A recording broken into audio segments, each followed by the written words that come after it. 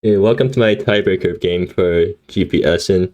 I'm playing Green-White Creature Vomit versus Abzan Cleric deck, which is not a very good matchup because the Abzan Cleric deck is basically a Soul Sisters deck, and I'm a deck that spams the board with creatures. So yeah, you can probably imagine how this matchup will probably play out. But the good news is I get an insane hand because I have turn 1 Crit's Companion into turn 2 Seek the Lost Child, use Crit's Companion to tap stuff and then play stuff. But I'm not sure if my insane starting hand will get there if they play a turn 1 Soul Sister, because now they're gaining life off all the tokens I'm spamming onto the board. I'm just hoping they don't have a turn 1 Soul Sisters, but seems like they do, so yeah, that's not good for me. Well, good news is Gila also gives trample, so maybe that helps me get through. But anyways, Nebula for 2 colors. Turn 1 Crit's Companion. The opponent can just track their own triggers. Opponent draws, let's see what they get. Grand Desolation, sure. Fetch Arctic Mine. Dark Sand Acolyte. Okay, that's not good because that thing triggers at the end of each player's turn. So if I spam the board and they gain a bunch of life off the Soul Warden, I'm going to get whacked for that much at the end of my turn. And like I mentioned before, my deck takes a lot of damage from their lands. I think Mozakef is kind of out of the question at this point. Probably just better for me to try to flood the board as much as I can, right? Because flooding the board is bad because they gain life and Dark Sand Acolyte whacks me, but I can't win if I don't do that. So yeah, not a very good situation for me. Yeah. Either ways, I'm gonna play Seek the Lost Child because that's pretty much a no-brainer. Yeah, you can track your own triggers. And I'm gonna crack Amber Hills, but question is, do I fetch for Mozakef or do I just fetch a forest? Or I guess a plains?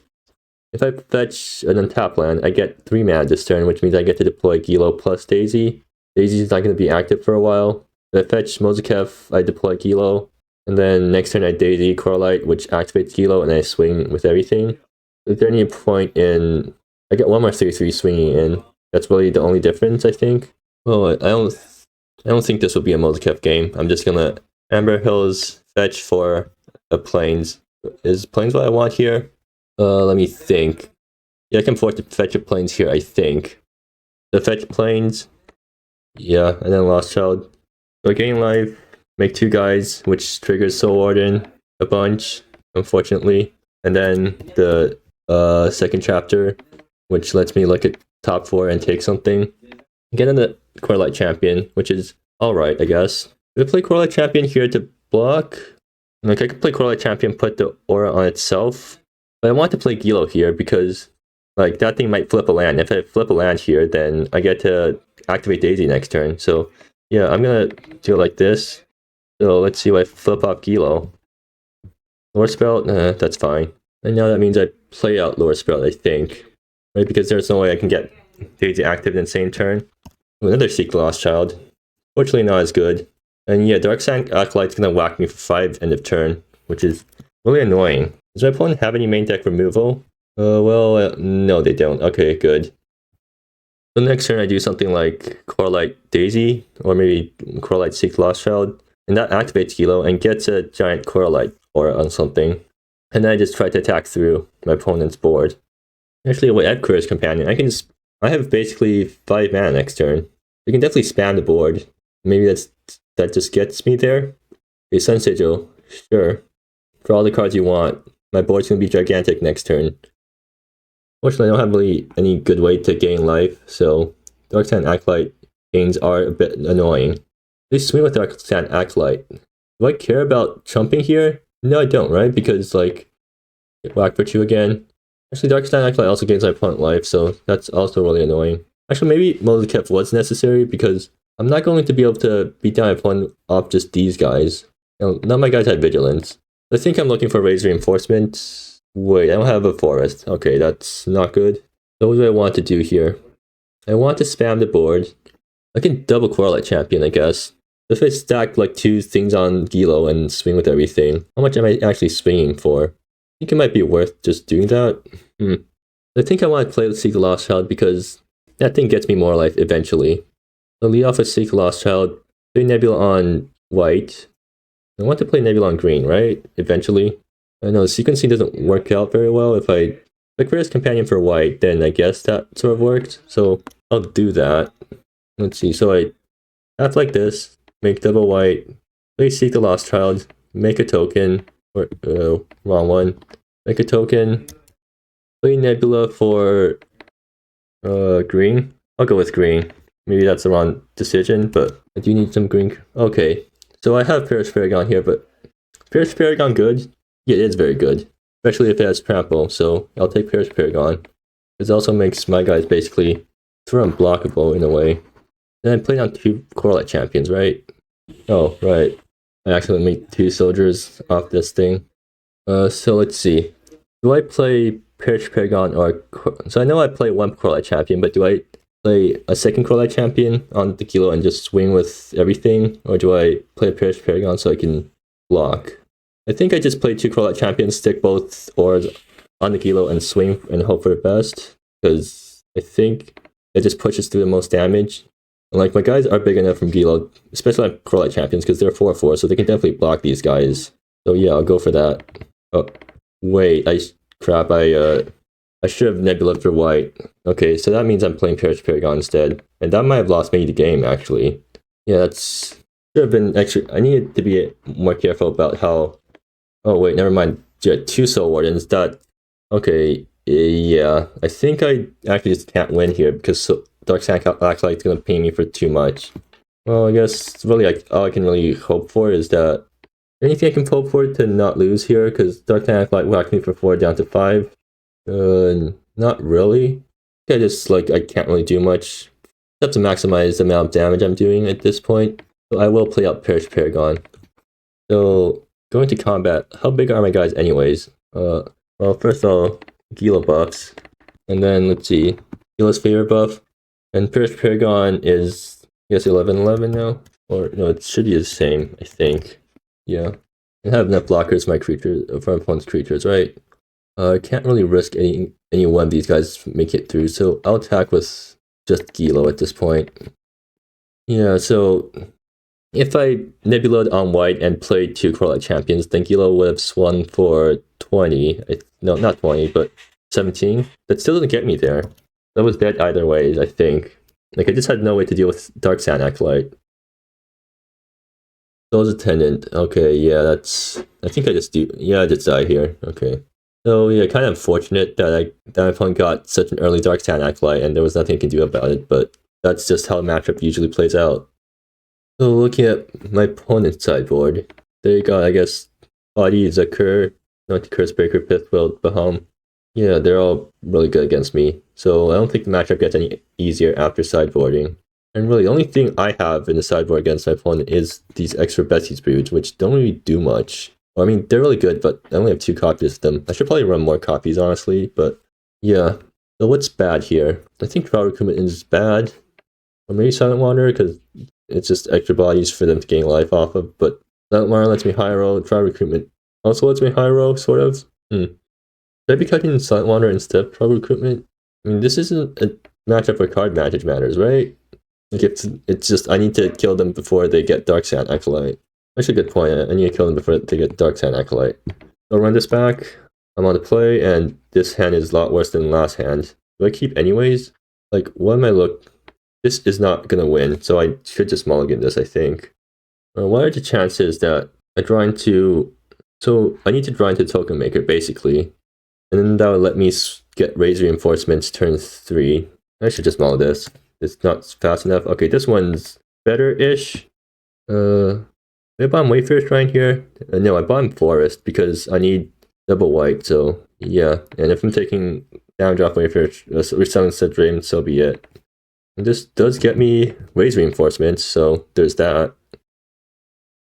And if I draw any creatures, actually not even any creature, I just need none of my guys to die this turn, or next turn, and then I can swing in with everyone, cast Raise Reinforcements, and Gila will become active suddenly. Do we have a turn when... Okay, it's not Soul's Attendant at least. Okay, we've finally resolved the Judge Call. So it seems like Chumbeque forgot to bomb a card from the mulligan, so we're just going to have to do the Thoughtseize fix. And let's see, that's funny. Oof. So it turns out my opponent's going to have a Dark Sand Acolyte active. Oof, that's fully annoying for me to know that. But maybe I get there if I flip a Betsy's Root up top, or if just Gilo plus raise reinforcement is fast and strong enough to get through all that. But anyways, it's my turn now, so another land, not what I want. So what do I flip off the Gilo? Please be something good. It's a lower spell. That's decent. I can play lower spell next turn. And there's no point in attacking, right? Yeah. Actually, one of the problems right now is that if I swing out with Gilo, or I need to swing out with my entire board to play raise reinforcements. If I do swing out with Gilo, then it's going to get blocked and traded. I guess if I end up trading Gilo for Dark Sand Acolyte, I think I'm alright with that. If my opponent plays Protective Memory instead, then that's also fine, because that thing's pretty small on their turn. It makes Fluff plus the insect trade with Gilo, which is not very good. But I have Lore Sprout now, so I can just... Oh, okay, good. They don't play Protective Memory. If I swing in, then either they're not even going to bother trying to trade with me. Alright, that's fine. Just going to wreck them with Raise Reinforcements plus Gilo then. And Vasavana. So I guess that thing can fetch Mozikev. And I'll just fetch Mozikev off that, I guess. Yeah, let me draw first. Oh, 2 Raise Reinforcements. Unfortunately, I can't use it in the same turn, but... So Vasavan is going to fetch Mozikev. And now Gilo's active. And I'm going to have to swing in with Gilo here. But should I? Just to force a trade on Dark Sand Acolyte? Like, how bad is it if I lose Gilo? Well, I still have Mozikev back up, so... What, something like... If I attack with everything, Gilo dies, I play Raise Reinforcements, then next turn I just get to activate Mozikev. And I think that probably just does it, so... Yeah, I'll do that. So Mozikev gets 4 counters from this. See if the opponent blocks with anything. They're just going to take everything. Okay, sure. So is there any point in keeping up Raise Reinforcements? I mean, there's no point in revealing what I have it right now. And I can always just do it in response to Soul Sisters getting cast. And like, surprise blockers out of nowhere in case my opponent attacks first is also pretty fun. Oh, nothing? Sure. Do you have a Pith Bolt? Even if you do have a Pith Bolt, you're still kind of screwed off because it's Mozikev. I think I just win this. First Companion, not worth playing right now. Is there any... No, I can just play Resplendent Substratum. Is there any point in not swinging out here? No, I'm pretty sure swinging out just wins me the game. They tried to Pith Bolt the Gilo, I guess? Yeah, sure. Seems like opponent didn't realize that Mozikev existed, but yeah. So, I guess that's how I have to win this game, just by completely going under them. It'll be a lot harder for me to do that when I'm on the draw, though, so... Yep, hopefully... And also, my opponent didn't get a turn 1 Soul Sisters either, so that also helped. But this hand is extremely good if I draw a land, and extremely bad if I don't. Am I willing to risk it? Well, I need to be risky if I want to win this game, right? Because, like, this matchup is just really bad for me, so I just have to play to all my outs. But at the same time, this hand is just... What are the chances I can draw a land in time? So I have Draw Step, and then Draw Step, and Lower Spell. So yeah, I'll keep this. Hopefully it doesn't come back to bite me. I'm going to make it really dangerous keep, but I'm not going to win on a normal hand, because I'm just really unfavored in this matchup. Oh, okay. Yeah, that's not good. If they follow up with turn 2... If they follow up with a turn 2 Dark Sand Acolyte, then I think I just lose. But I do draw the Amber Hill, so I'm pretty happy about that. Anyways, that means I get to Seek a Lost Child next turn. And that's pretty nice. Do I Seek a Lost Child now, or do I Overgrowth Guardian? If I Lost Child now, then what do I do next turn? I get to Lower Sprout Overgrowth? I'll just lead off with Overgrowth Guardian. Hit the token makers down before Dark Sand Acolyte comes into play. Is this going to be a repeat of game 1? Okay, good. It's not going to repeat of game 1, but it will have a buffed Soul Warden. That's something I have to worry about. The problem with the Protective Memory and Soul Warden is that it's going to be a 4-4 if I play anything before I attack. Like, being a 4-4 is just really annoying for me. Okay, so I do have Raise Reinforcements. I think I go... do I want to fetch Mozikev now, even though I might not? No, I can't afford to fetch Mozikev. I need to fetch both land types so I can raise reinforcements next turn. Twilight Champion also sort of lets me attack past Protective Memory in a way, so there's that too. I think I definitely do need to Seek the Lost Child here, though. It's going to gain a bunch of life off these tokens. So, yeah. I think Mozikev can wait. I just want to play out more things. And what do I completely whiff off the second chapter? That's not good. At least I still have a bunch of cards in hand.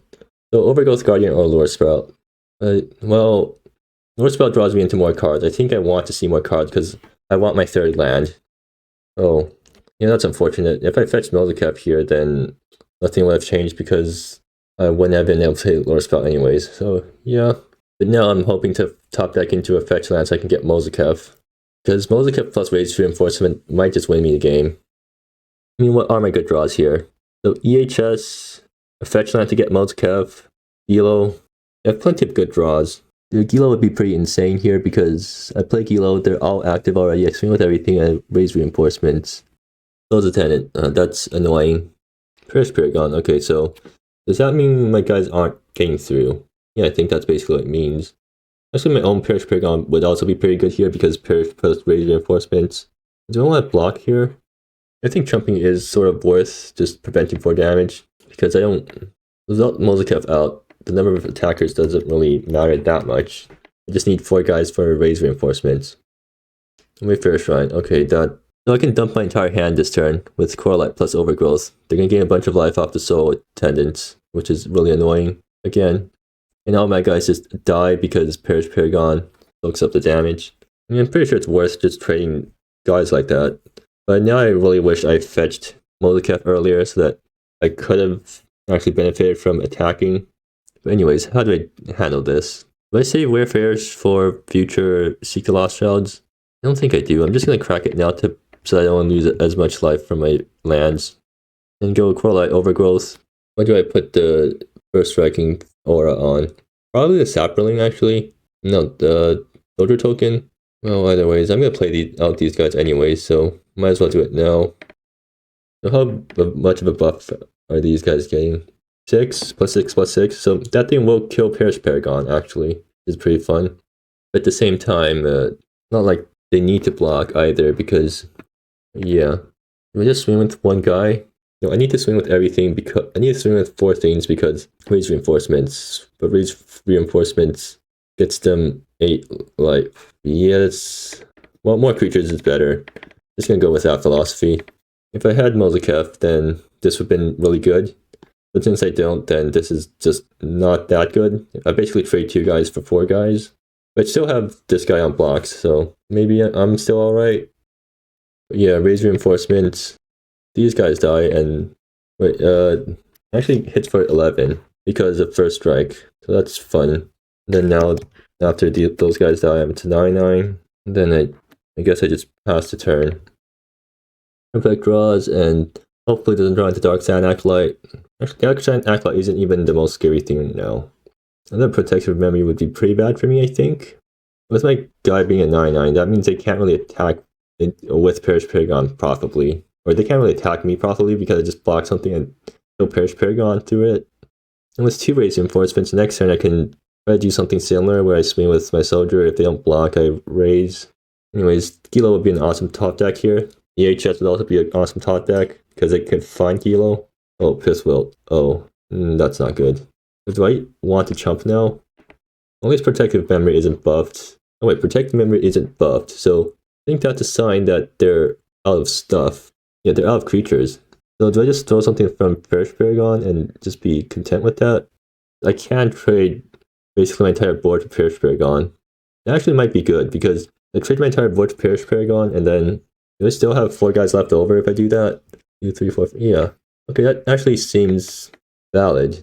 I end up preventing more damage if I just chump everything on Perish Paragon, so I'll do that. And yeah, seems like they're out of stuff. I also am sort of out of stuff too. Oh, one more. Okay, sure. Attack, raise reinforcements, play critters, play adventure, and then critters. Just play out my hand every turn. That seems like the best play always. It seems like they have nothing, so too bad I'm taking so much damage off my lands though. I feel like that's probably going to end up biting me in the end. Okay, please don't draw a creature. Actually, doesn't work out anyways because okay, that's not good. Well, actually, if they're only attacking with Protective Memory, I mean, I'm definitely raise reinforcing here. Do I want to just trade my entire board for Protective Memory again? No, right? I'm just gonna chump here with one of the scouts, I guess, because I need creatures for stuff. But yeah, they are out of stuff, right? Or wait, no, the Fluff Puff Whisper, right? That thing is going to keep buffing the protective memory, but can I afford to just wait? Yeah, do I want to trade more stuff? Like if I get rid of that guy, then what happens? I don't actually need that many creatures, I think. I'm just gonna block with everything. Get rid of that guy. I'm not sure if I'm just playing it completely incorrectly and I should be focusing less on trying to raise my opponent's stuff and just, oh, this guy makes flyers, so either maybe I shouldn't have done that because it was going to be a race either ways. Well, there we go. There's EHS. And I'm going to tap these guys so I don't lose as much life. Hopefully I find Gilo or something.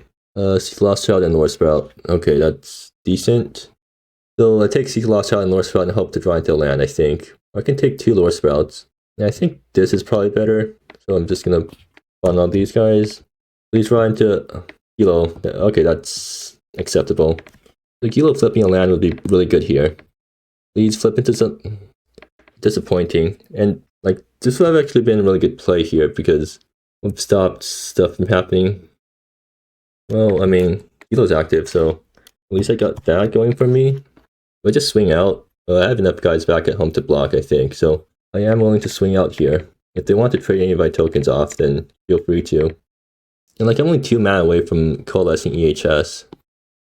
Fluff Puff Whisper makes a flyer, but at least it's something sick. Oh wait, does Fluff Puff Whisper just kill me in 2 turns? Yeah, it does.